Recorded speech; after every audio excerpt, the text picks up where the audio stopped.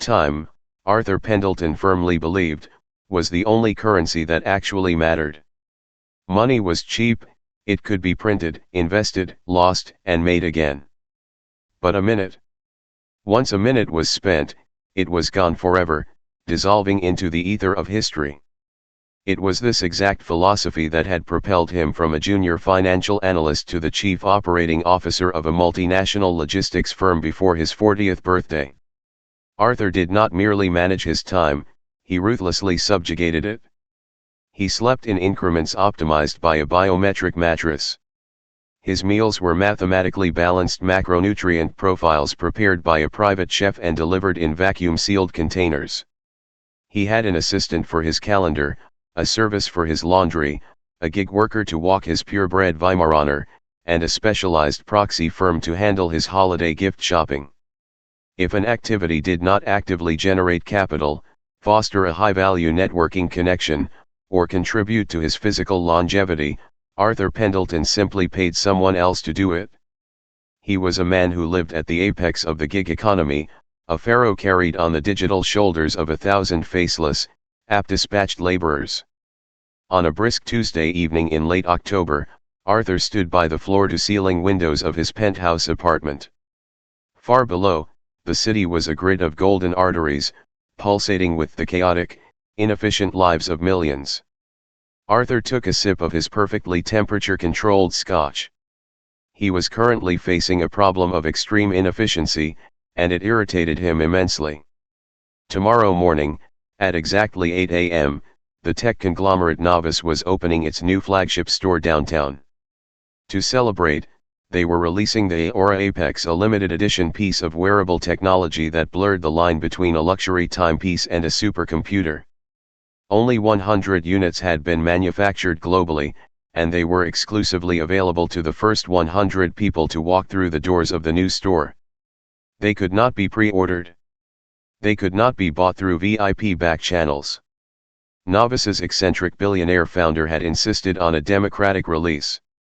First come, first served. Arthur did not particularly care about the technological specifications of the Aura Apex. He didn't care about its biometric scanners or its seamless integration with his smart home. He cared about the fact that Richard Vance, his bitter rival at a competing venture capital firm, desperately wanted one and had been bragging about acquiring it for weeks. Having the watch on his wrist at the quarterly gala on Friday would be a silent, devastating psychological victory over Vance. It was a pure status symbol, a matte black band of titanium that signaled one thing: I get what I want. But Arthur was certainly not going to stand on a concrete sidewalk for 12 hours to get it. The very idea of camping out in a canvas chair, shivering in the autumn chill among tech enthusiasts, scalpers, and desperate teenagers, made his skin crawl. It was a gross misallocation of his time. 12 hours of his time was worth roughly $20,000 in billable strategic consulting. He pulled his smartphone from his pocket, his thumb gliding smoothly across the glass screen. He opened Stand-In, a premium concierge app designed for the ultra-wealthy that connected them with vetted freelancers willing to do the physically tedious tasks the elite abhorred. Arthur typed in his request: require physical placeholder in queue for Novus flagship store grand opening. Must secure a spot within the first 100 people. Shift begins at 8 p.m. tonight. Shift ends at 7:55 a.m. tomorrow, at which point I will arrive to physically swap places before doors open. Compensation, $500 flat rate. He hit submit. Within 4 minutes, his phone buzzed. A user named Leo_M had accepted the contract. Arthur tapped on the profile. The photo showed a young man, probably early 20s, with dark circles under his eyes and a forced, tired smile. The bio read: mechanical engineering student at State U, reliable, punctual, need funds for textbooks and rent. He had a 4.9 star rating. Good enough. Arthur sent a quick, sterile message through the app's encrypted chat. Arthur P., confirming you understand the terms. You must be in the top 100. If you are number 101, The contract is voided and payment will be cancelled. I will arrive at 7:55 a.m. sharp. Do not leave the line under any circumstances. A minute later, the reply came. Leo_M, understood, Mr. Pendelton. I'm already on the subway heading downtown. I'll send you a time-stamped photo of my position in line once I'm settled. Arthur locked his phone and tossed it onto the Italian leather sofa. Problem solved. Efficiency achieved. He finished his scotch, turned off the ambient lighting with a voice command, and went to sleep, completely untroubled by the fact that somewhere out in the freezing dark, another human being was selling a fraction of their lifespan for him. Miles away from the silent, temperature-controlled perfection of Arthur's penthouse, the reality of the transaction was starkly different. The wind whipping through the concrete canyon of the financial district was brutal, carrying the sharp, damp bite of impending winter. Leo zipped his faded maroon hoodie all the way up to his chin, shivering violently. He stood on the sidewalk outside the gleaming, glass-paneled facade of the Novice store. It was only 9:30 p.m., and the line was already wrapping around the block. Leo had managed to secure position number 42. He knew this because a self-appointed line captain, a hyperactive tech blogger equipped with a clipboard and a thermos of espresso, had gone down the queue writing numbers on people's hands with a Sharpie to prevent line cutters. The black 42 on the back of Leo's freezing hand felt like a prison inmate number, but to him, it was a lifeline. $500. To Arthur Pendelton, it was the cost of a decent bottle of wine. To Leo, it was survival. It was enough to cover the overdue electricity bill at his mother's apartment, pay for the access codes required for his online physics modules, and perhaps afford a few weeks of groceries that didn't come from a cardboard box. He had already worked a 6-hour shift at a local coffee shop that afternoon. His feet ached with a dull, throbbing intensity, and his lower back felt tight. Cold out here, huh? Leo turned. The guy behind him, number 43, was a professional scalper wrapped in a heavy parka, sitting comfortably on a specialized folding stool. Yeah, Leo muttered, stuffing his hands deeper into his pockets. Freezing. First time doing a line sit? The scalper asked, eyeing Leo's lack of gear. You didn't bring a chair. Rookie mistake. By 3 a.m., your knees are gonna feel like shattered glass. Who you waiting for? Yourself, or a buyer? A buyer, Leo admitted softly. He's coming at 7:55. The scalper chuckled, a raspy sound accompanied by a cloud of white breath. Classic. Some rich suit swoops in at the last minute to claim the glory. Still, easy money if you can survive the night. I'm flipping mine. This watch is going to go for 5, maybe 6 times retail on the secondary market by tomorrow afternoon. Leo nodded politely and turned forward again, staring at the blank, illuminated Novice logo inside the store. He pulled out a worn textbook from his backpack and tried to read under the harsh, flickering orange light of the street lamp. The equations blurred together. The cold seeped through the soles of his worn sneakers, traveling up his legs. He focused on the number 42 on his hand. Just hold on, he told himself. Just make it to morning. 7:55 a.m. Then you can go home and sleep. The night dragged on with agonizing slowness. At 2 a.m., a light drizzle began to fall, turning the freezing wind into something distinctly hostile. Leo pulled his hood down low, wrapping his arms around his chest to conserve whatever body heat he had left. Some people in line gave up, muttering curses as they abandoned their spots to find warmth. Every time someone left, the line shuffled forward, but Leo's number remained the same. He was locked in. At 4:30 a.m., the city reached its quietest, darkest point. The only sounds were the distant wail of a police siren, the low hum of street sweepers, and the collective, miserable shivering of the people in the queue. Leo's phone battery dropped to 15%. He closed his eyes, leaning back against the cold stone of the building next to the novice store, dreaming of a hot shower. At 6 a.m., Arthur Pendleton's alarm went off. It was a gentle, progressive crescendo of acoustic guitar music, designed to wake him without spiking his cortisol levels. He rose, feeling rested and powerful. His morning routine was executed with military precision. 10 minutes of guided meditation. 20 minutes on the Peloton. A shower that ended with exactly 60 seconds of freezing cold water to shock his nervous system into high alert.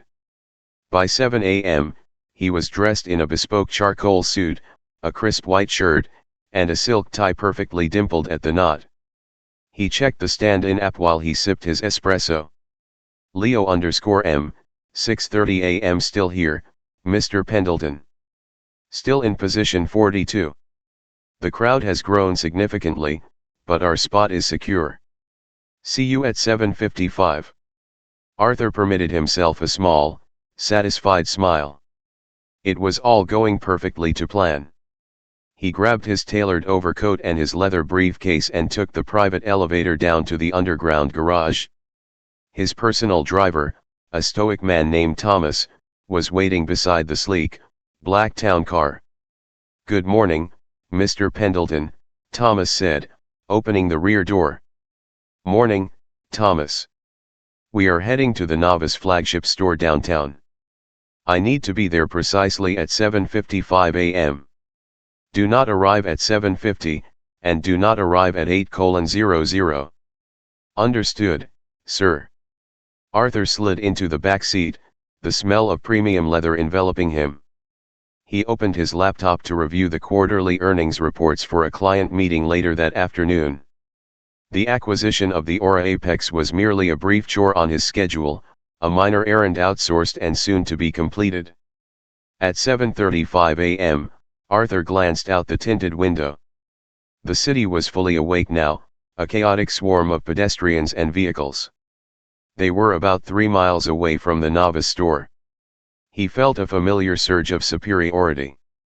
While others had suffered through the freezing, miserable night, sacrificing their comfort and dignity for a piece of consumer electronics, he had slept beautifully.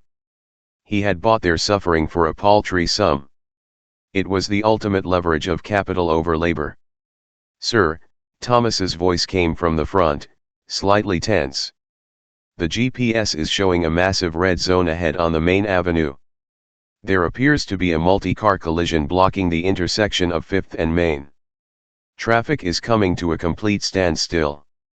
Arthur looked up from his screen, his brow furrowing slightly. "Route around it, Thomas."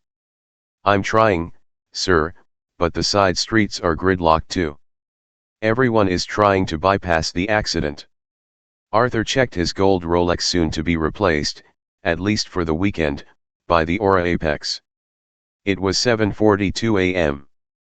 A slight, unfamiliar prickle of anxiety touched the back of his neck.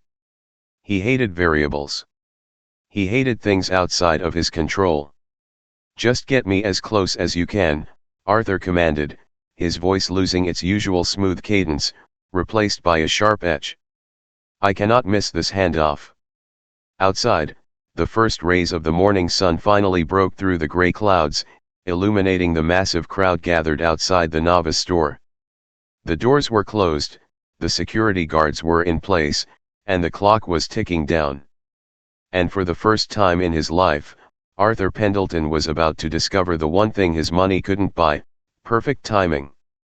The digital clock on the dashboard of Arthur Pendleton's town car ticked over to 7:46 a.m., each changing digit feeling like a physical strike against his meticulously constructed reality. Outside the tinted, sound-dampened windows, the city was trapped in a state of absolute, gridlocked paralysis.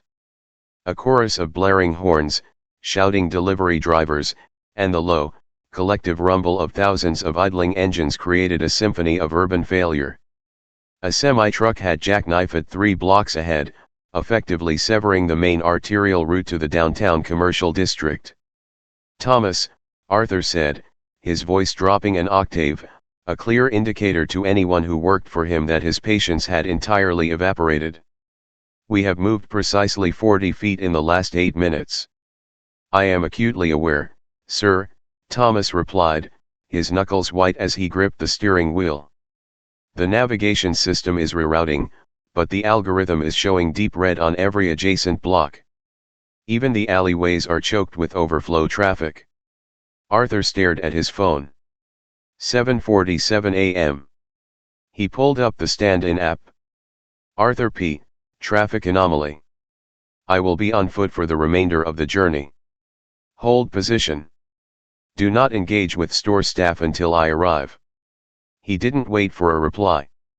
Arthur snapped his laptop shut, shoved it into his briefcase, and opened the car door. The immediate assault of the cold morning air, laced with exhaust fumes and the smell of stale rain, hit him like a physical blow. He stepped out onto the asphalt, ignoring Thomas's startled protests. Meet me at the office when this clears, Arthur commanded, slamming the heavy door shut.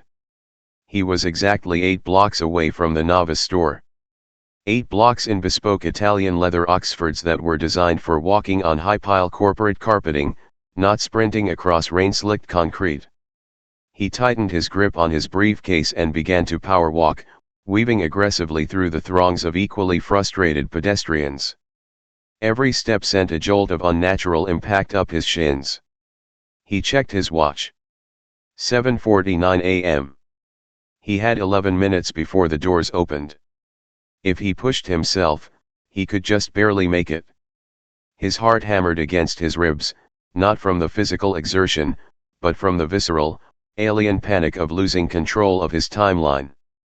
While Arthur was fighting a losing battle against the friction of the city, the atmosphere outside the Novice flagship store had transformed from a miserable, shivering vigil into a crackling, electric spectacle. It was 7:50 a.m. Leo's body was running on pure adrenaline and the dregs of a cold, watered-down coffee someone had handed him 3 hours prior. The rain had stopped, leaving the morning air crisp and painfully sharp. The crowd, which had swelled to over 1,000 people behind the barricades, was suddenly buzzing. Floodlights snapped on, bathing the storefront in a brilliant, blinding white glow. A team of people wearing sleek black Novice jackets hurried out of the glass doors, unrolling a short, absurdly plush red carpet onto the damp sidewalk. A silver van pulled up to the curb, and a phalanx of camera crews piled out, immediately hoisting lenses onto their shoulders. The scalper behind Leo, still sitting on his folding stool, sat up straight, his eyes widening. What is this? This isn't standard protocol for a watch drop. This is a media circus. Leo looked at the digital clock displayed on the massive screen above the store's entrance. 7:51 a.m. Where was Arthur? The contract stipulated a 7:55 a.m. handoff. If the line started moving early, Leo didn't know what the protocol was. He pulled his phone from his pocket, his frozen, clumsy fingers struggling to unlock the screen. He saw Arthur's message about the traffic anomaly. Hold position. Easy for him to say. Suddenly, a massive cheer erupted from the front of the line. The glass doors of the Novice store parted, and out stepped Elias Thorne. Thorne, the founder and CEO of Novice, was a Silicon Valley legend known for his theatricality and utter disregard for corporate norms. He was wearing faded jeans, a plain black t-shirt, and a pair of brightly colored sneakers that contrasted violently with the slick, futuristic aesthetic of his company. He grabbed a microphone from an assistant and grinned at the shivering masses. Good morning, New York. Thorne's voice boomed through an array of hidden speakers, echoing off the surrounding skyscrapers. The crowd roared in response. I know you're cold. I know you're tired, Thorne continued, pacing the red carpet with manic energy. Some of you have been out here for 3 days. You're here for the Aura Apex. You're here to be the first 100 people in the world to wear the future on your wrist. He paused, letting the silence hang for a theatrical beat. But last night, I couldn't sleep. I was looking out my window, thinking about the dedication it takes to stand on a sidewalk in late October just because you believe in what we build. And I thought to myself, a watch isn't enough. A murmur rippled through the line. Leo felt a strange knot tighten in his stomach. 7:53 a.m. The aura apex is great, Thorne said, waving his hand dismissively. You're all getting one. But I wanted to do something completely unprecedented for the opening of our flagship. Something that would break the internet. Thorne snapped his fingers. Behind him, the massive digital billboard above the store went black, then exploded into a high-definition video sequence. It showed a vehicle, a hypercar so aerodynamically extreme it looked like a fighter jet stripped of its wings. It was painted a mesmerizing, shifting pearl scent white. Meet the novice ether, Thorne announced, his voice dropping to a dramatic whisper that still rattled the speakers. Our first fully autonomous, luxury electric hypercar. It goes from 0 to 60 in 1.8 seconds. It has a range of 800 miles. It is entirely bespoke, entirely hand-assembled, and currently retails for $2.5 million. We have only built one. The crowd went dead silent. The sheer magnitude of the number $2.5 million hung in the freezing air like a physical weight. And I, Thorne beamed, am giving it away. Right now. To one of you. Pandemonium broke out. People screamed. The scalper behind Leo dropped his thermos, spilling hot tea over his own boots without noticing. Camera flashes fired in a blinding strobe effect. Here is how this works. Thorne yelled over the noise. We are only drawing from the dedicated few. The true believers. The first 100 people in this line. You were all marked with a number by our team last night.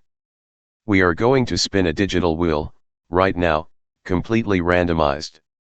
Whoever holds the winning number gets the ether. No taxes, no fees, no strings. It is yours. Leo stared down at the back of his left hand. The Sharpie ink had bled slightly into his skin overnight, but the number was unmistakable. 42. 7:54 a.m. Arthur wasn't here. Let's roll it. Thorne yelled, pointing up at the billboard. The screen shifted from the car to a massive digital roulette wheel displaying numbers 1 through 100. A synthesized drum roll began to play over the speakers, vibrating in Leo's chest. The wheel began to spin, a blur of numbers flashing too fast to read. The crowd held its collective breath. 10 seconds passed. The wheel began to slow down. Tick, tick, tick. It crawled past 20. Past 35. Past 40. It clicked one final time and locked into place. The screen flashed neon green. The number was massive, dominating the entire facade of the building. 42. For 3 seconds, Leo did absolutely nothing. His brain, exhausted from lack of sleep and numbed by the cold, simply refused to process the visual information. He looked at the screen. He looked at his hand. He looked back at the screen. 42. Thorne bellowed, pointing directly into the crowd. Who has number 42? That's you, kid, the scalper whispered, his voice trembling with a mixture of absolute awe and sickening envy. He grabbed Leo by the shoulders and shoved him forward. Put your hand up. Go. Before Leo could consciously decide to move, the line captain with the clipboard was beside him, grabbing his wrist and holding it up like a victorious boxer. We have him. Right here. Number 42. The world dissolved into chaos. Security guards rushed forward, parting the barricades. Leo was gently but firmly pulled out of the line and escorted onto the red carpet. The flashbulbs were blinding. Dozens of microphones were suddenly shoved into his face. He felt entirely detached from his own body, as if he were watching a movie from the inside out. Elias Thorne strode up to him, a massive, brilliant smile on his face. He threw an arm around Leo's rigid, trembling shoulders. Congratulations, my friend. Thorne yelled over the roaring crowd. What's your name? Leo, he managed to croak out, his throat dry and tight. Leo Moreno. Leo Moreno. The newest, youngest owner of the Novice Ether. Tell me, Leo, what were you hoping for when you got in this line last night? I just needed to pay for my physics textbooks, Leo blurted out, the absolute, unvarnished truth escaping his lips before he could stop it. The crowd collectively swooned. The media ate it up instantly, the perfect, Cinderella story soundbite. A broke college student winning a multi-million-dollar hypercar. Thorne laughed, patting Leo on the back. Well, Leo, I think you can afford a few extra textbooks now. Let's get the paperwork signed. A woman in a sharp suit appeared with an iPad and an electronic stylus. Mr. Moreno, this is a preliminary deed of transfer, legally binding the asset to your person. Please sign here, and initial at the bottom. Leo took the stylus. His hand was shaking so badly he could barely grip it. He looked at the screen. The legal jargon was dense, but the words transfer of title, Novice Ether Prototype 01 were bolded at the top. Below it, a line waiting for his signature. He thought about the overdue rent. He thought about his mother's medical bills. He thought about the crushing, suffocating weight of his student loans. And he thought about the $500 Arthur Pendelton was going to pay him in exactly 1 minute. Leo signed the screen. The moment the ink finalized, a deafening blast of air horns sounded. Confetti cannons hidden on the roof of the store fired, raining shimmering gold and silver foil down onto the street. Thorne handed Leo a heavy, matte black metal box containing the smart key to the vehicle. It's yours, Leo. Drive safe. At 8:05 a.m., Arthur Pendelton broke through the outer perimeter of the crowd. He was panting, a thin sheen of sweat ruining the immaculate line of his collar. His Italian shoes were scuffed, his calves burned, and his temper was operating at a dangerous, boiling point. He had missed the 8 a.m. opening. He shoved his way past a group of teenagers, ignoring their complaints. He needed to find the line. He needed to find his proxy, swap places, and secure his watch. But there was no line moving into the store. The doors were open, but the crowd was entirely focused on a raised dais on the red carpet. Arthur squinted through the falling gold confetti. He saw Elias Thorne posing for photos. And next to him, holding a black box and looking utterly shell-shocked, was the kid from the stand-in app profile. Leo. Arthur's eyes narrowed. Why was his proxy on the red carpet? Why was the press here? He pushed forward, flashing his premium platinum credit card at a security guard. I'm with him. I need to speak with Mr. Moreno. Now. The guard, assuming Arthur was some sort of agent or lawyer for the newly famous kid, let him slip under the velvet rope. Arthur marched directly up to Leo, ignoring the cameras and the flashing lights. Leo, Arthur snapped, his voice a sharp whip crack that cut through the celebratory noise. Leo turned, blinking through the glare of the floodlights. He recognized the man from the brief profile picture on the app. The bespoke suit, the perfectly styled hair, the aura of absolute, commanding authority. Mr. Pendelton? Leo asked, his voice wavering. You are 5 minutes late for our rendezvous, Arthur said coldly, looking the boy up and down with barely concealed distaste. He held out his hand, palm up. The contract is concluded. Give me the watch. Leo looked down at the black box in his hands, then back up at Arthur. The euphoria of the last 10 minutes suddenly crashed headfirst into the cold, hard reality of his gig economy employment. It's not a watch, Mr. Pendelton, Leo said, his voice barely above a whisper. Arthur frowned, a flicker of genuine confusion crossing his face. What are you talking about? Of course it's the watch. That's what I paid you to acquire. No, sir, Leo swallowed hard, his throat clicking. They, they did a lottery. For the first 100 people. Just randomly. They drew my number. Your number? Arthur repeated, his brain rapidly processing the variables. You mean the number you held on my behalf? What is the prize? Leo pointed a trembling finger toward the massive digital billboard, which was currently displaying a looping video of the $2.5 million novice ether. That. A car. I won a car. Arthur slowly turned his head. He looked at the billboard. He read the specs. He saw the price tag. He looked back at Leo, then down at the heavy black box in the boy's hands. In a fraction of a second, the corporate executive in Arthur calculated the exact legal and financial parameters of the situation. The shock vanished, replaced instantly by predatory, legalistic certainty. I see, Arthur said smoothly, his posture straightening, his tone shifting from angry to dangerously calm. A remarkable turn of events. However, the fundamental facts remain unchanged. Give me the box. Leo took a half step back, instinctively pulling the box closer to his chest.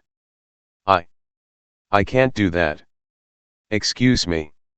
Arthur's voice was dangerously soft. It was given to me, Leo said, the panic rising in his chest. Mr. Thorne gave it to me. I signed the paperwork. It's in my name. Arthur let out a short, humorless laugh. He stepped closer, invading Leo's personal space, lowering his voice so the microphones couldn't pick it up. Let me clarify the situation for you, Leo, Arthur said, his eyes locking onto the younger man's with terrifying intensity. You did not win anything. You are a contractor. I hired you through a legally binding digital platform. I paid for your time. I paid for your physical presence in that exact geographical location. Every second you spent standing on that sidewalk, you were operating as my authorized proxy. You were acting as an extension of me. Therefore, whatever assets were acquired during the duration of that contract, by virtue of holding that position, belong entirely and unconditionally to me. Leo stared at him, his mind racing. The logic was cold, brutal, and terrifyingly sound. He was just a gig worker. He was a placeholder. But as he looked into Arthur's unyielding eyes, he felt the cold phantom pain in his knees from standing for 12 hours. He remembered the freezing rain. He remembered the desperate hope that $500 would keep his mother's heat on. Arthur Pendelton hadn't suffered. Arthur Pendelton had slept in a warm bed. Arthur Pendelton wanted to take the one piece of luck the universe had ever thrown Leo's way, simply because he had $50,000 to drop on an app. A sudden, unfamiliar heat sparked in Leo's chest. It wasn't defiance, it was survival. You paid me to stand in line, Mr. Pendelton, Leo said, his voice trembling, but gaining a fraction of volume. You paid me to hold a spot so you could buy a watch. You didn't buy my luck. And you didn't buy my name. Arthur's eyes narrowed into dangerous slits. Do not do this, son. You are wildly out of your depth. I have an army of corporate litigators on retainer who will bury you in so much legal paperwork you won't see daylight until you're 50. Hand over the keys, take your $500, and walk away. No, Leo said. The word felt heavy, terrifying, and incredible falling from his lips. He clutched the box tighter. No. I stood in the cold. I pulled the number. The car is mine. Arthur stared at him for a long, silent moment. The ambient noise of the crowd, the flashbulbs, the music, all of it seemed to fade away, leaving only the two of them locked in a battle of wills. Arthur didn't yell. He didn't make a scene. He simply reached into his jacket pocket, pulled out his phone, and dialed a number. This is Pendelton, Arthur said into the receiver, his eyes never leaving Leo's. Get the legal team on a conference call. I need an immediate injunction filed in the state Supreme Court. We have a breach of contract and a stolen asset valued at 2.5 million. He hung up, slipping the phone back into his pocket. He gave Leo one last, chilling look. You just made the biggest, and most expensive, mistake of your life. Arthur turned on his heel and walked away, disappearing into the chaotic sea of the crowd, leaving Leo standing on the red carpet, a multimillionaire under siege. Arthur Pendelton did not operate on emotion, he operated on precedent, contract, and leverage. By 9:30 a.m., while the gold confetti was still being swept off the sidewalk outside the Novice flagship store, Arthur was sitting at the head of a massive mahogany table in the conference room of his legal team's downtown offices. Through the panoramic glass walls, the city looked orderly and manageable, a stark contrast to the chaotic humiliation he had experienced on the red carpet an hour prior. Across from him sat Eleanor Sterling, a senior partner whose reputation for legal ruthlessness matched Arthur's own corporate philosophy. She was reviewing the digital terms of service from the stand-in app on her tablet, her manicured fingernail tapping rhythmically against the screen. It's a surprisingly robust proxy agreement, Eleanor murmured, adjusting her designer glasses. The platform's user agreement explicitly states that the agent in this case, Mr. Moreno, relinquishes all claims to physical goods, positional benefits, and promotional items acquired during the stipulated time frame of the contract. The wording is airtight, Arthur. He was acting as your physical extension. Of course it is airtight, Arthur replied, his voice a flat, uncompromising baritone. I don't use subpar services. The boy was a vessel. A hired placeholder. The fact that the variable changed from a smartwatch to a hypercar does not negate the foundational contract. I want an immediate temporary restraining order filed against Novice and the boy. The title transfer must be frozen. Already done, Eleanor said, sliding a printed document across the table. A judge signed off on the injunction 10 minutes ago. The Novice ether is legally locked in an escrow garage. Leo Moreno cannot sell it, drive it, or borrow against it until a formal arbitration hearing resolves the ownership dispute. Arthur picked up the document, scanning the dense legalese with a feeling of profound vindication. This was how the world was supposed to work. Order triumphing over chaos. Contracts binding the unpredictable variables of human luck. Good. Serve him the papers. Let's see how long his defiance lasts when he realizes he's fighting a multi-billion-dollar law firm. But Arthur, in his absolute reliance on the written law, had severely underestimated the unwritten laws of the digital age. While Arthur was securing his injunction, a 45-second video was quietly uploading to the internet. The professional scalper who had been standing behind Leo in line number 43 had instinctively pulled out his phone the moment Arthur breached the red carpet. He had recorded the entire confrontation, Arthur, immaculately dressed and radiating wealthy arrogance, invading the personal space of the exhausted, shivering college student holding the winning black box. The audio was slightly muffled by the ambient crowd noise, but the scalper had captured the pivotal exchange perfectly. The internet heard Arthur's cold, demanding tone, "You are a contractor. I paid for your physical presence, whatever assets were acquired, belong entirely and unconditionally to me." And they heard Leo's trembling, desperate, yet defiant response, "You didn't buy my luck. And you didn't buy my name." The scalper posted the video to social media with a simple caption, "Billionaire suit tries to steal broke college kid's $2.5 million hypercar." The algorithmic explosion was instantaneous and catastrophic. By noon, the video had 5 million views. By 2 p.m., it had crossed 20 million. The hashtag Let Leo Drive was trending globally at number 1. Internet sleuths, fueled by a collective, visceral hatred for corporate overreach, quickly identified Arthur. They found his LinkedIn profile, his company bio, and his history of aggressive corporate takeovers. They painted him not just as a wealthy executive, but as the ultimate caricature of late-stage capitalist greed, a man who had everything, trying to legally crush a boy who had nothing, simply out of spite. The situation breached the containment of social media and spilled onto the 24-hour news networks. Cable news anchors analyzed the footage, legal experts debated proxy law on daytime television, and Elias Thorne, the CEO of Novus, released a highly publicized tweet: "The ether belongs to the dreamer who stood in the cold. Novus stands with Leo. Racing car dashing away # let Leo drive."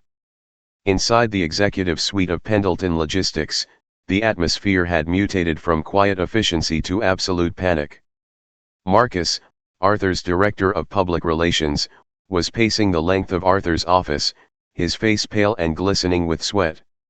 "Arthur, you don't understand the magnitude of this. We are hemorrhaging goodwill by the second. Our corporate partners are calling. The board of directors is demanding an emergency meeting at 4:00 p.m. Arthur sat behind his desk, projecting an aura of calm that he was beginning to realize was entirely hollow. "Let them call, Marcus. The law is objective. The public's emotional hysterics do not change the facts of a proxy contract. The public doesn't care about the contract." Marcus practically shouted, waving his tablet in the air. "They care about the optics. You look like the villain in a Dickens novel. You're Ebenezer Scrooge, and you're trying to steal a car from a kid who went on national television and said he needed the money for physics textbooks. He was hired to perform a service," Arthur maintained, his jaw tightening. "Arthur, look at this." Marcus placed the tablet on the desk. It was a live chart of Pendelton Logistics stock price. It was currently down 8% and dropping steadily. "Your personal brand is toxic, and it's bleeding into the company. Furthermore, the stand-in app just released a press statement. They permanently banned your account, citing a violation of community guidelines regarding the harassment of freelancers. They are throwing you under the bus to save their own platform." Arthur stared at the red, downward sloping line on the graph. A cold, unfamiliar sensation began to take root in his stomach. For the first time in his professional career, his money and his lawyers were not acting as a shield, they were acting as an accelerant to the fire burning down his reputation. "Cancel the board meeting," Arthur said quietly. "I can't cancel the board meeting, Arthur.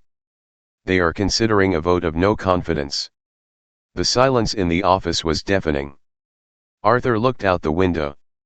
The city, which only hours ago looked like a manageable grid, now felt like a sprawling, hostile organism that had collectively turned against him. Across town, in a cramped, two-bedroom apartment situated above a noisy laundromat, Leo Moreno was experiencing a very different kind of paralysis. The small living room was illuminated by the harsh, flickering light of a single fluorescent bulb. The air smelled of cheap soup and damp wool. Leo sat at a scratched laminate dining table, staring blankly at a manila envelope. Inside the envelope was the injunction served by Eleanor Sterling's law firm. Next to it sat the matte black metal box containing the smart key to the Novus ether.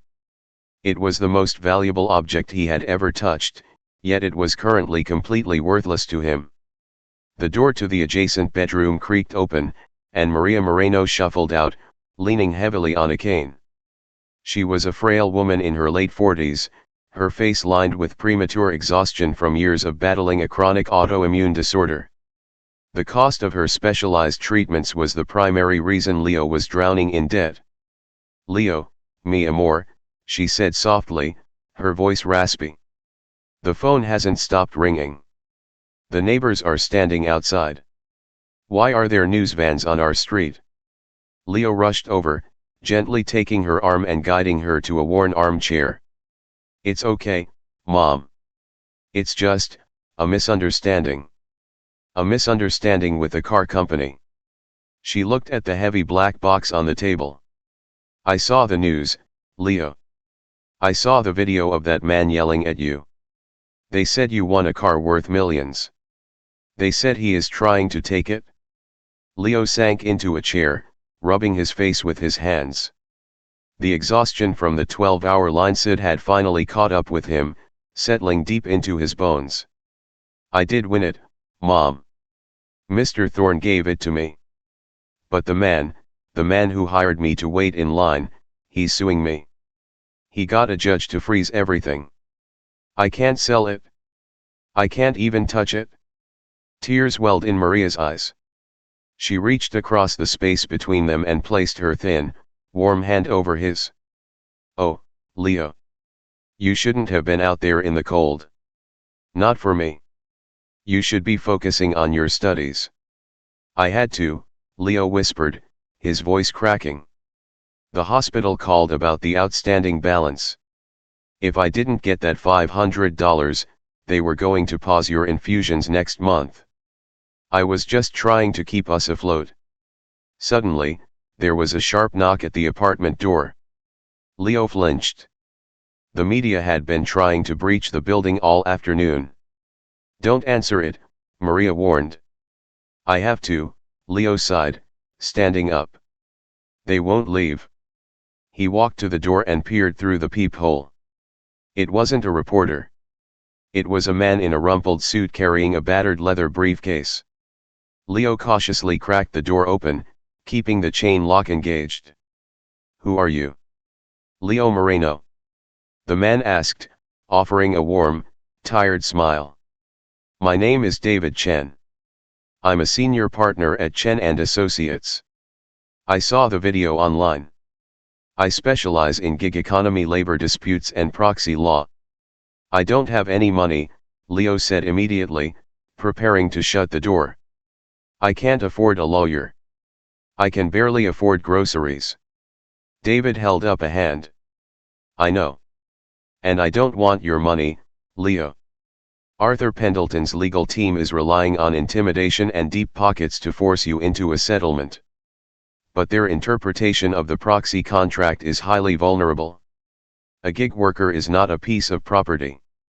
The transfer of a randomized lottery prize falls outside the scope of guaranteed positional acquisition.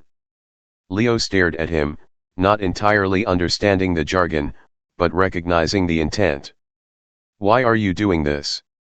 Because, David said, his eyes narrowing slightly, Arthur Pendleton has been bullying smaller companies and vulnerable people for 20 years, hiding behind ironclad contracts.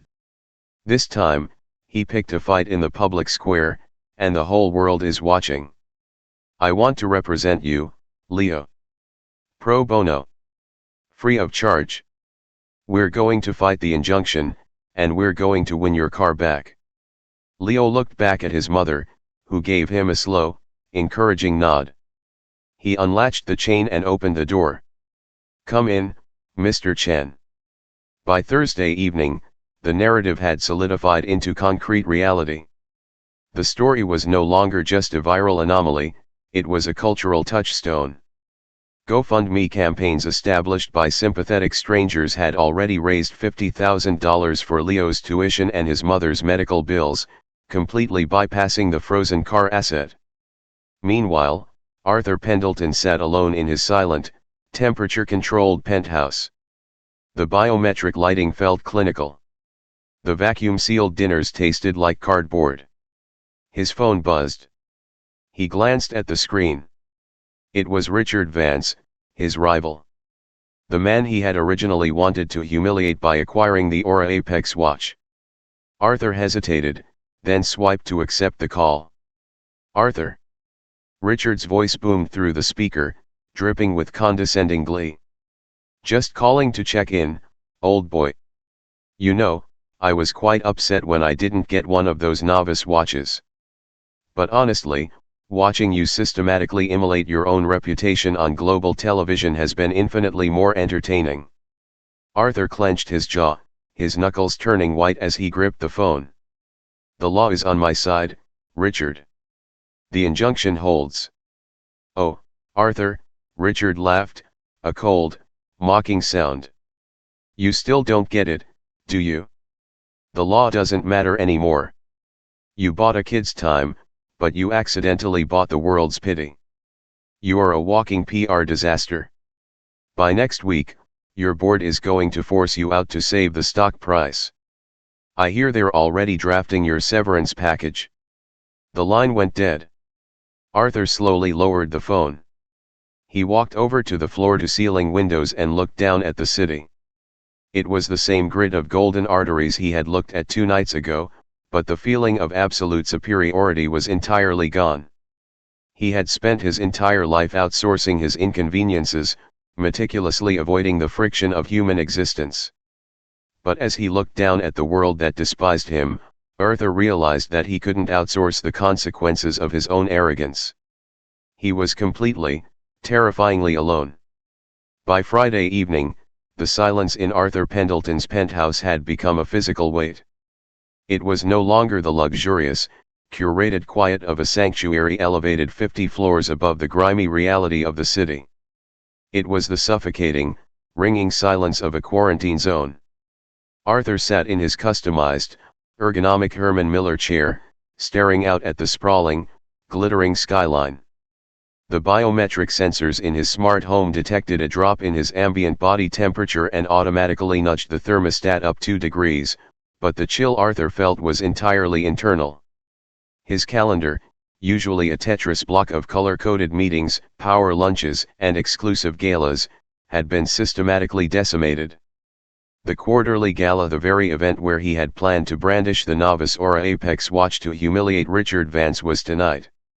At 3 p.m., the event organizers had sent a terribly polite, ruthlessly clear email suggesting that, given the current media climate, Arthur's presence might serve as an unnecessary distraction from the charitable goals of the evening.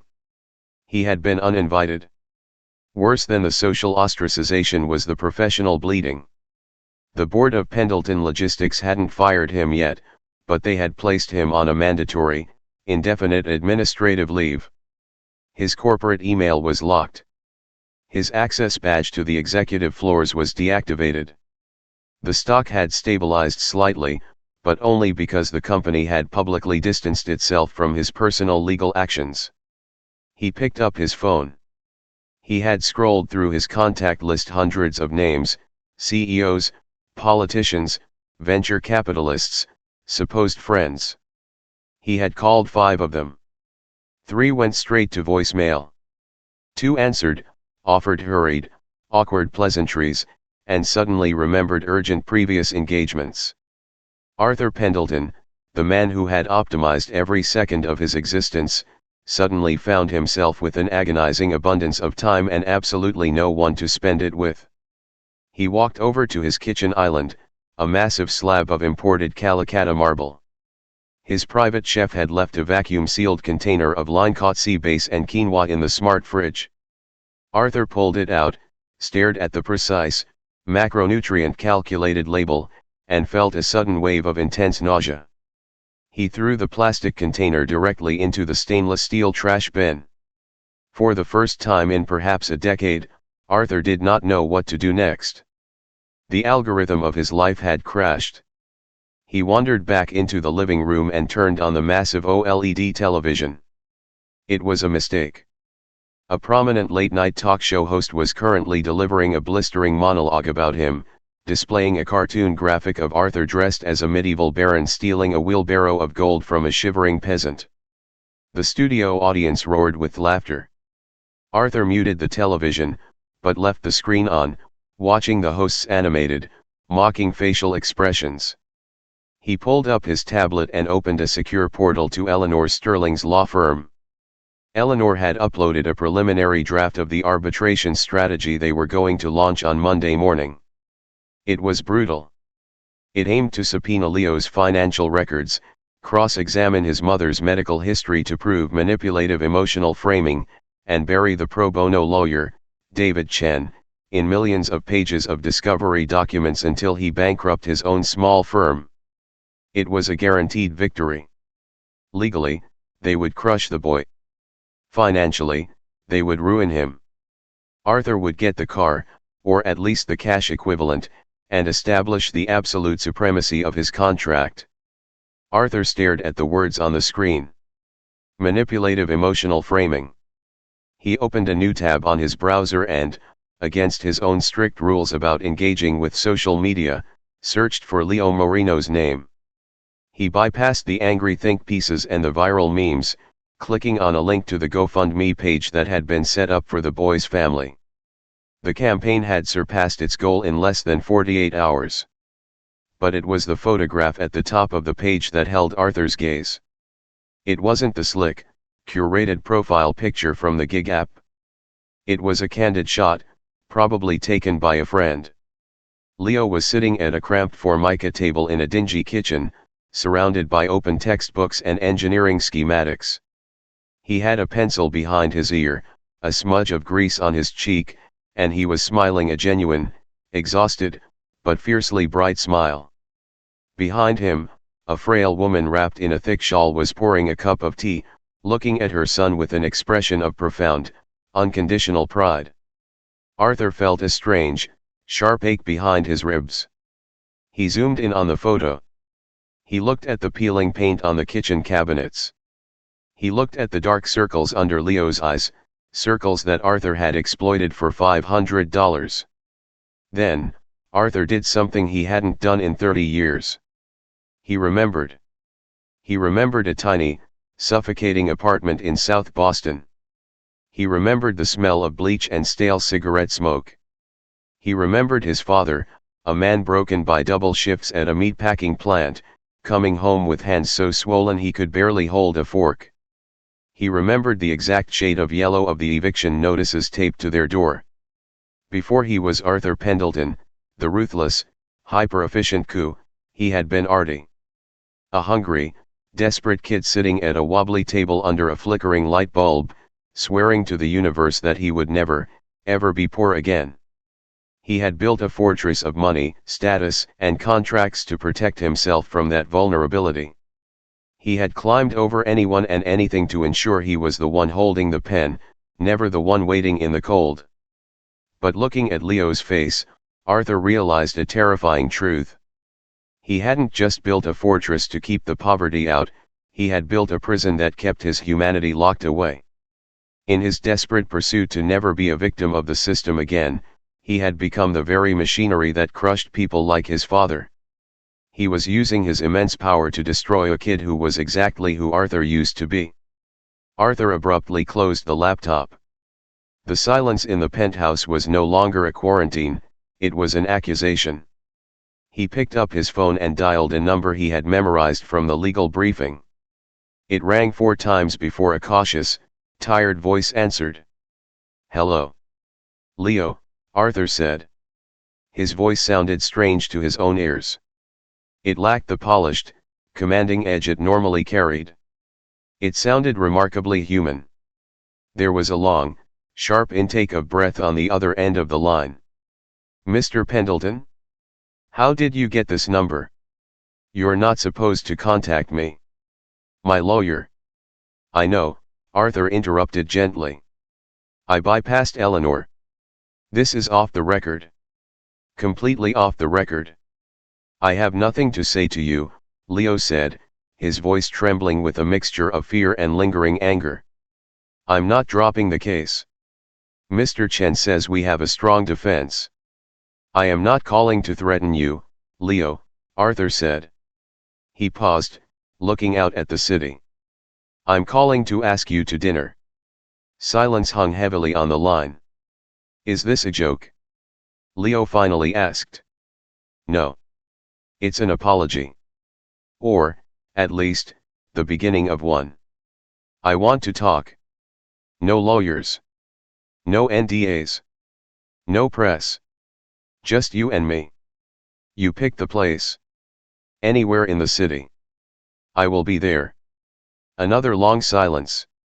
Arthur could hear the faint sound of a television playing in the background of Leo's apartment, a stark contrast to his own silent penthouse. "There's a diner," Leo said slowly, suspiciously.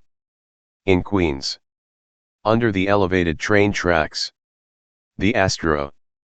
It's loud, the coffee is terrible, and the media won't be looking for you there." "The Astro," Arthur repeated. "What time?" "Midnight. I get off my second shift at the coffee shop at 11:30. I'll see you at midnight, Leo." At 11:45 p.m., a torrential downpour began to wash over the city. Arthur did not call his driver, Thomas. He did not take a private car service. He put on a plain black raincoat over a simple sweater and jeans clothes he hadn't worn in years and walked 3 blocks to the subway station. The train ride to Queens was a sensory shock.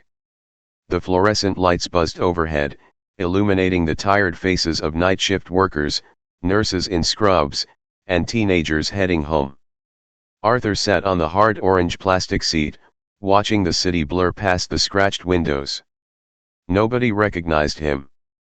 Without his bespoke suit and his aura of wealthy entitlement, he was just another face in the crowd.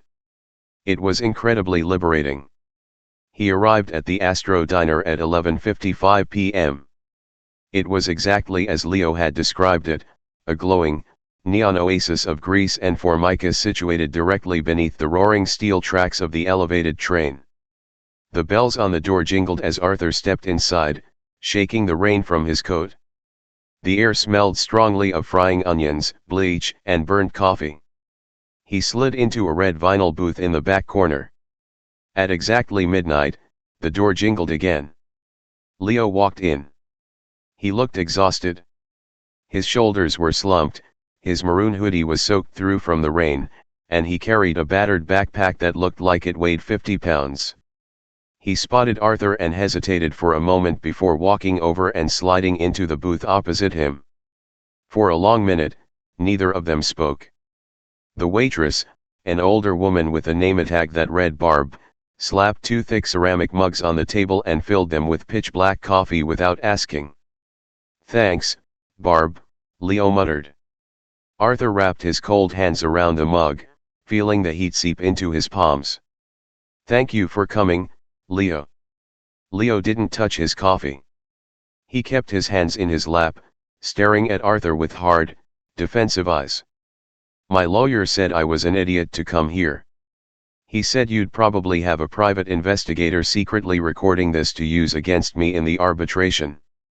Arthur slowly reached into his pockets, pulled out his smartphone, and slid it across the sticky table toward Leo. "Turn it off. Keep it on your side of the table. I am not recording you. I have no tricks." Leo eyed the phone, then reached out and powered it down, leaving it near his own coffee mug. "Why am I here, Mr. Pendelton?"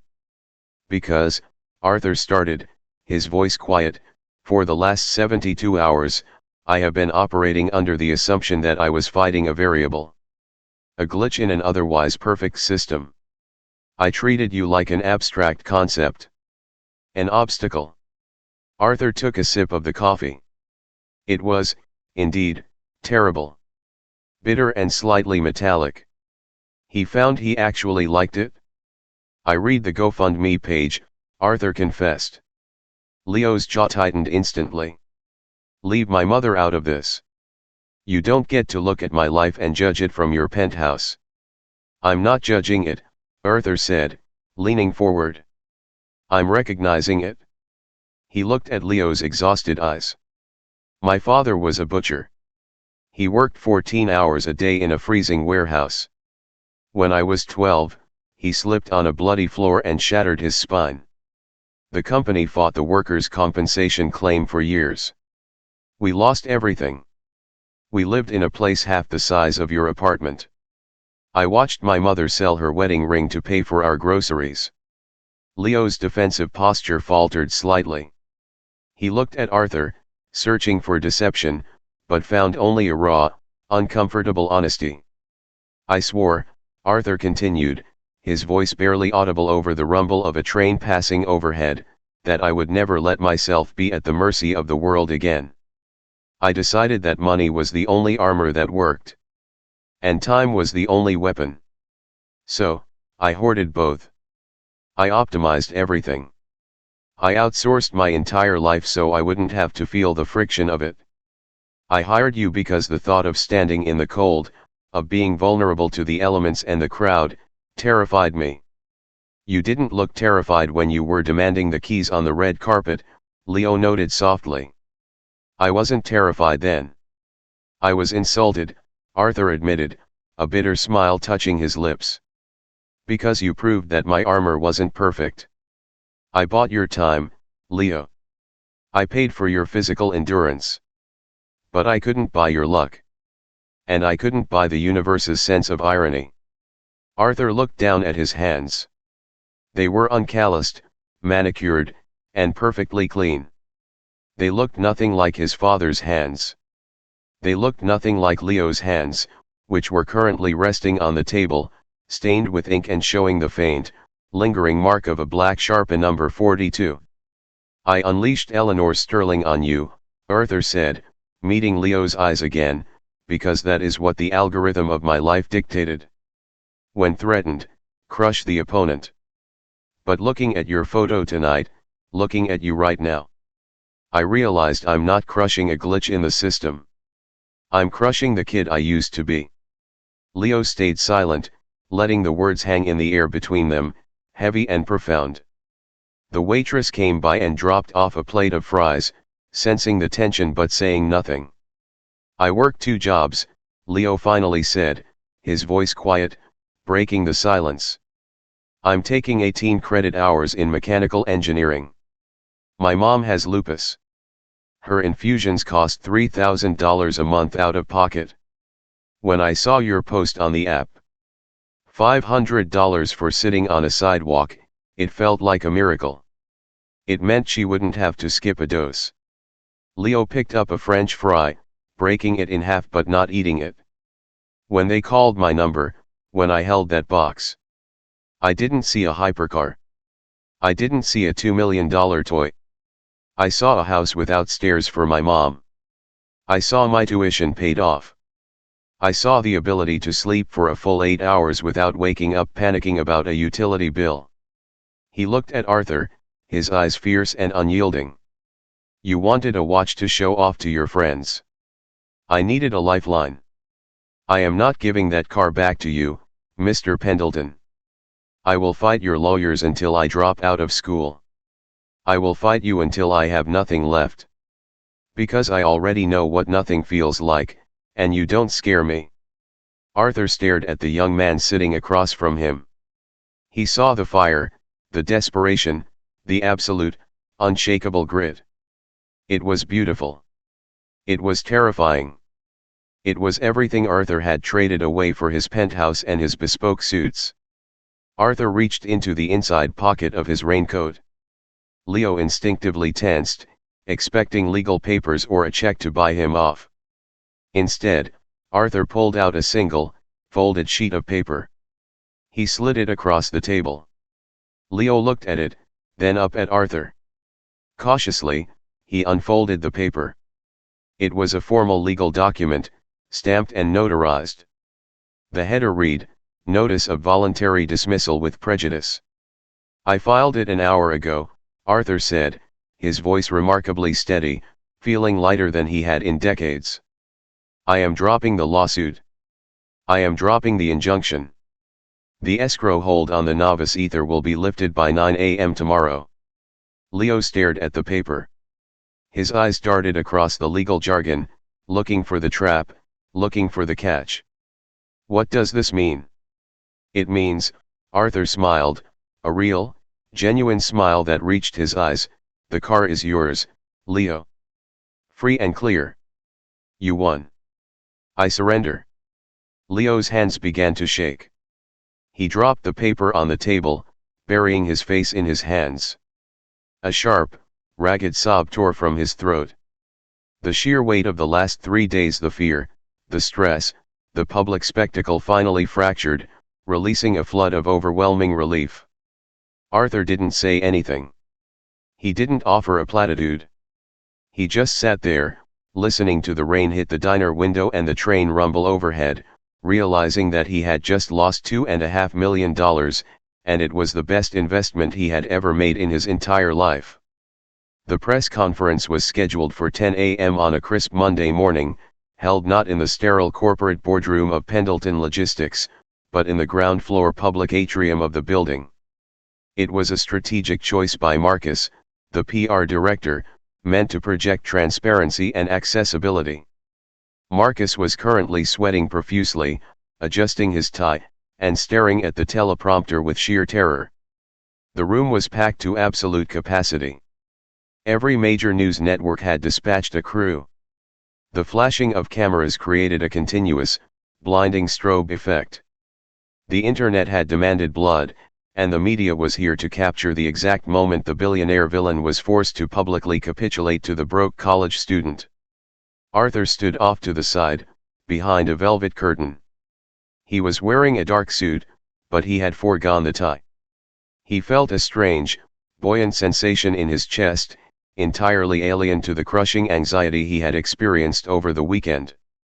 "Okay, Arthur," Marcus hissed, wiping his forehead with a monogrammed handkerchief. "Stick to the prompter. Do not ad-lib. Emphasize the misunderstanding of digital proxy parameters and pivot immediately to the charitable donation the company is making to the STEM Foundation. We need to control the narrative." Arthur looked at Marcus, really looked at him. He saw the panicked, high blood pressure existence of a man whose entire life was dictated by optics and crisis management. It was a mirror, and Arthur no longer liked the reflection. "Thank you, Marcus," Arthur said quietly. He stepped out from behind the curtain. The noise in the atrium instantly crescendoed into a deafening roar of overlapping questions. Microphones were thrust forward like spears. Arthur walked slowly to the podium, gripped the wooden edges, and leaned into the microphone. "Good morning," Arthur said. His voice echoed through the massive space, silencing the crowd through sheer, commanding gravity. He looked at the teleprompter scrolling slowly in front of him.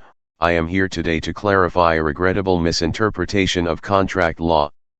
Arthur reached out and pushed the teleprompter screen flat, angling it away from his line of sight. A collective gasp rippled through the front row of journalists. Marcus, standing in the wings, looked like he was about to faint. 3 days ago, Arthur began, looking directly into the bank of camera lenses, "I attempted to use my wealth and legal influence to take something that did not belong to me.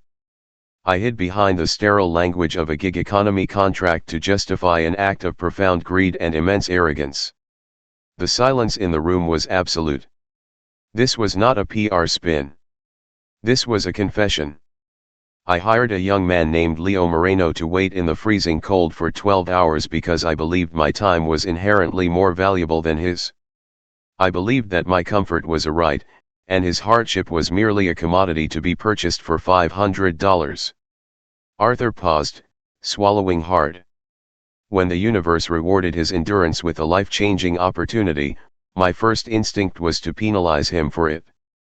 I unleashed a legal apparatus designed to bankrupt and intimidate a family already struggling with medical debt. Arthur looked down at his uncalloused hands gripping the podium, then back up. I was wrong. Legally, morally, and fundamentally wrong. Effective at 8 a.m. this morning, all legal injunctions against Mr. Moreno have been voluntarily dismissed with prejudice. I make no claim to the novice ether. The vehicle, and the luck required to win it, belong entirely to Leo. A reporter from the front row broke the stunned silence, shouting, "Mr. Pendelton. Does this mean you're stepping down from the board?"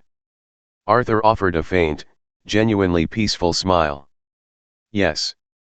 I tendered my resignation as Chief Operating Officer an hour ago.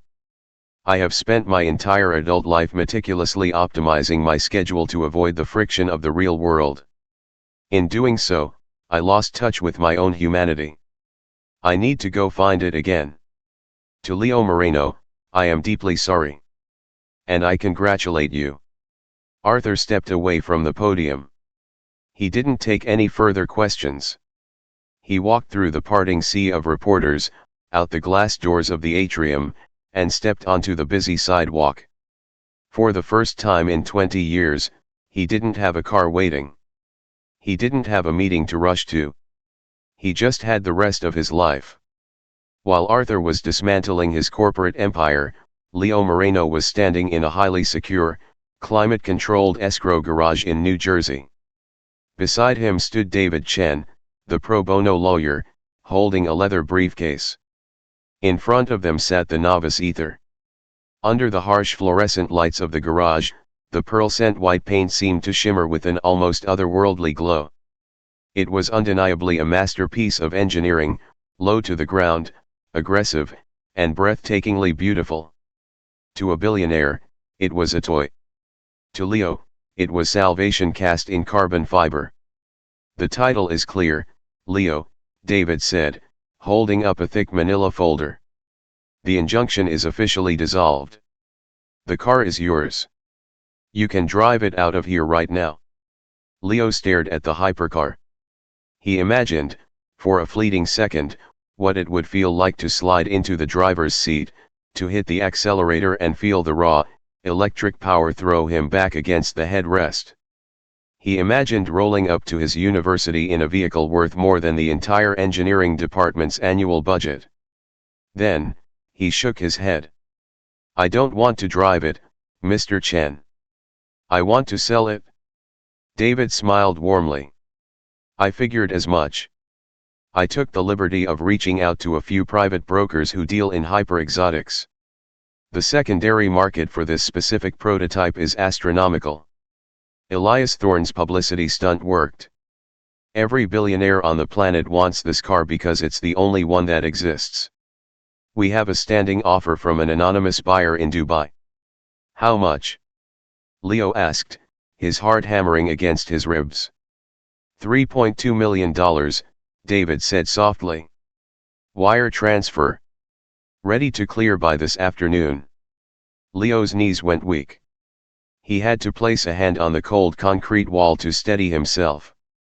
$3 million. It wasn't just money, it was a time machine. It was the ability to rewrite the future. "Sell it," Leo breathed. The next few weeks were a blur of miraculous, mundane logistics. When the wire transfer hit Leo's worn-out student checking account, the banking app actually crashed for 20 minutes, unable to process the sudden influx of zeros. The first thing Leo did was march into the billing department of the regional hospital. He placed a cashier's check on the desk that wiped out his mother's entire medical debt, down to the last penny, prepaying her infusion treatments for the next 5 years. The billing clerk cried. Leo cried too. The second thing he did was buy a house. Not a mansion, but a beautiful, sprawling single-story ranch house in a quiet, tree-lined suburb of New Jersey. It had no stairs, wide hallways, a sunroom for his mother's plants, and a massive 2-car garage that Leo immediately converted into an engineering workshop. When he drove Maria to the house for the first time in a sensible, pre-owned sedan, he parked in the driveway and handed her the keys. "Whose house is this, Leo?" she asked, clutching her cane, looking confusedly at the manicured lawn. "Ours, Mom," Leo said, his voice thick with emotion. "It's yours. No more stairs. No more overdue notices. Just us." Maria Moreno stood in the driveway and wept, holding her son so tightly it felt as though she was trying to anchor him to the earth. The brutal, grinding anxiety that had defined their lives for a decade evaporated into the crisp afternoon air. With his mother safe, his tuition paid in full, and a healthy investment portfolio managed by a fiduciary David Chen had recommended, Leo finally had the luxury to simply exist. He dropped his shifts at the coffee shop. He slept for 8 uninterrupted hours a night. His grades in fluid dynamics and thermodynamics skyrocketed. But despite the profound peace that had settled over his life, Leo found his thoughts drifting back to the diner in Queens. He thought about the exhausted, hollow look in Arthur Pendelton's eyes. He thought about a man who had everything, yet possessed nothing real. Arthur had tried to ruin him, yes. But in the end, Arthur had chosen to surrender. That choice had given Leo his life. Leo opened his laptop. He logged onto a highly exclusive, invite-only auction site for luxury goods. He typed Novice Aura Apex into the search bar. A dozen listings popped up.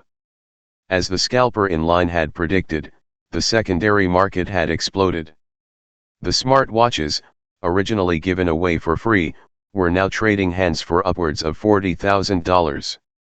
To the old Leo, it was an obscene, unfathomable amount of money for a piece of metal that told time. To the new Leo, it was a fraction of the interest his accounts generated in a month. He clicked buy it now on a pristine, unopened box. It was late November when the package arrived at the penthouse. Arthur's life had fundamentally shifted. The silence of his apartment was no longer suffocating, it was meditative. He had dismissed the private chef, instead spending his evenings learning how to chop vegetables and sear meat, finding a strange, rhythmic comfort in the analog process of cooking for himself. He had stopped sleeping on the biometric mattress and started sleeping with the window cracked open, letting the sounds of the distant city lull him to sleep. The concierge rang up to announce a delivery.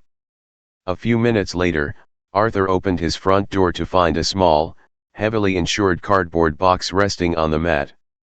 He carried it to the kitchen island and sliced through the tape with a paring knife. Inside, nestled in protective bubble wrap, was a sleek, matte black rectangular box bearing the Novice logo. Arthur's breath hitched. He slowly lifted the lid. There it was. The Aura Apex. The watch that had started the entire cascade of chaos. It was heavy, forged from titanium, with a dark, featureless glass face that waited for biometric activation. It was exactly what he had wanted a month ago. Now, looking at it, it seemed incredibly small. Tucked beneath the watch was a handwritten note on plain, lined notebook paper. Arthur unfolded it.